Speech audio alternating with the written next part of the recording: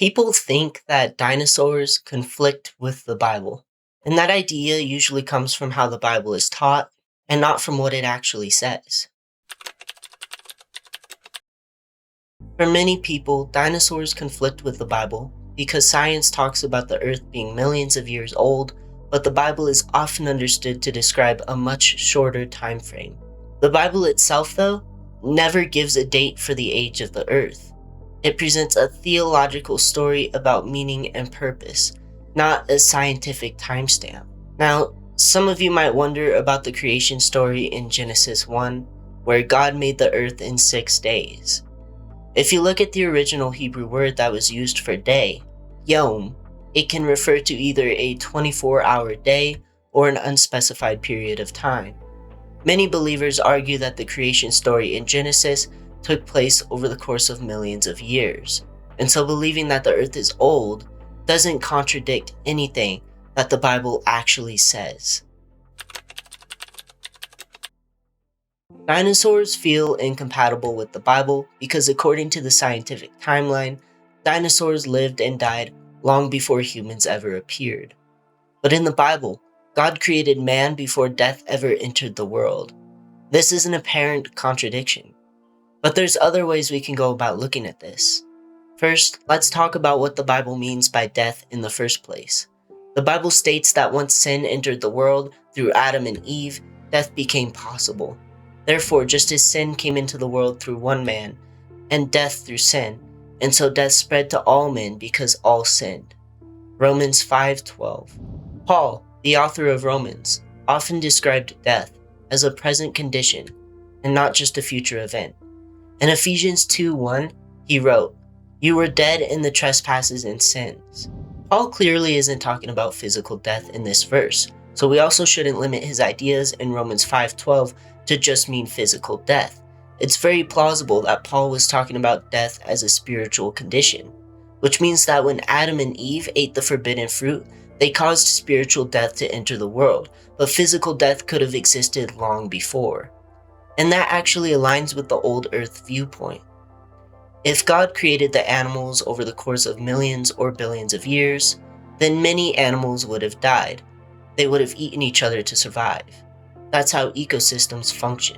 It's possible that T-Rexes really did go extinct 66 million years before Adam and Eve were created. But what if they didn't?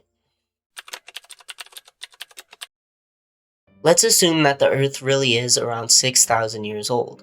And let's assume that God really did create the world in 6 days. Is it possible that scientists are wrong? Well, science isn't a single claim that can simply be right or wrong. It's a method, a way of interpreting evidence based on current models and assumptions. Those models can change, improve, or be revised over time. That's happened many times throughout history. With that in mind, there's actually many scientists who support a young Earth model. A major claim of these scientists are that radiometric dating is unreliable. Another major claim is that soft tissue discovered in dinosaur fossils can't be millions of years old. Young Earth Christians also tend to believe that Noah's flood is the cause of most fossil layers in extinction, and that the rapid formation of these layers due to the flood could cause unreliable dating methods. To be clear, I want to point out that the majority of scientists don't believe in a young Earth, but we can't rule it out simply because it's not the majority view. What do you believe? Let me know in the comments. When it comes to dinosaurs in the Bible, Christians often quote the book of Job. In Job 41, a great monster known as Leviathan is described in great detail. Lay your hands on him. Remember the battle. You will not do it again. Behold, the hope of a man is false. He is laid low even at the sight of him. No one is so fierce that he dares to stir him up. The Bible never calls Leviathan imaginary, but it also doesn't prove that Leviathan was real. If we replace the word Leviathan with boogeyman throughout the text, we're still left with the same core meaning. God is trying to show that he's ruler over all chaos, and that he can control things that humans can't. Job isn't necessarily proof that dinosaurs or sea monsters existed a few thousand years ago, but it also doesn't rule out the possibility. Another honorable mention is Behemoth, which is another creature found in the book of Job. Behemoth eats grass like an ox, has strength in his loins, has power in the muscles of his belly, makes his tail stiff like a cedar. The sinews of his thighs are knit together, and his bones are tubes of bronze, and his limbs like bars of iron. Job 40:15-18. Some scholars speculate that Behemoth was a sauropod. Sauropods were strict herbivores. They were some of the largest land animals to ever exist, and they had tendons along the tail that allowed them to make their tail as stiff as a tree trunk. This description clearly aligns with what was written in the book of Job. If Behemoth really was a sauropod, then it means that dinosaurs were still around a few thousand years ago. People had to have known what a sauropod was, or it wouldn't have been mentioned in Job. If sauropods existed a few thousand years ago, that hints at a young Earth. After all, sauropod fossils are dated around roughly 230 million to 66 million years ago. If sauropods truly were around at the time of Job, then radiocarbon dating is not reliable.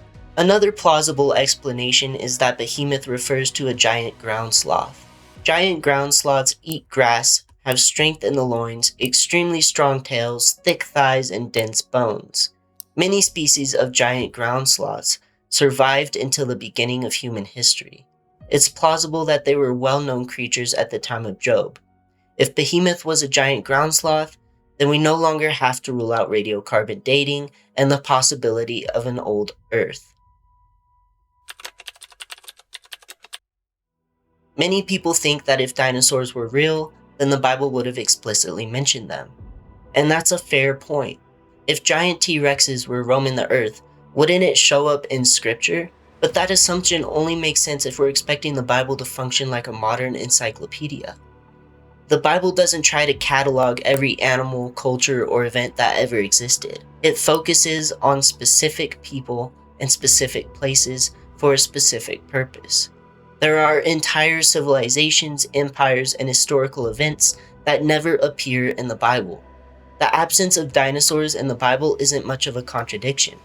It's simply a reminder of what the Bible was written for.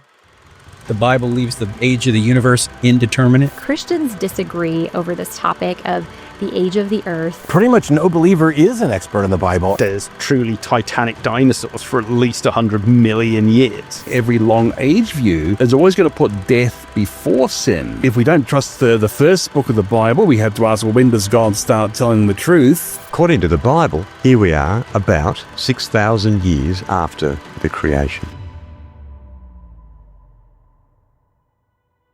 By the way, only 8% of my viewers are currently subscribed, so if you haven't already, make sure to subscribe.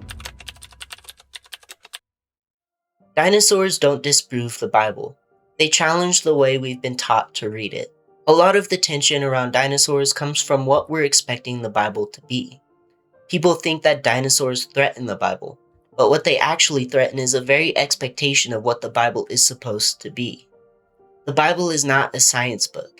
It's not trying to explain geological eras or biological mechanisms. It's trying to answer questions about meaning, purpose, and relationship with the God of the universe. People have been taught a false dichotomy. Either take the Bible seriously or take science, geology, and history seriously. But that dichotomy doesn't exist. We can believe the Bible and still believe in science. We can believe the Bible and still believe in dinosaurs. I hope this video cleared some things up. Keep seeking the truth.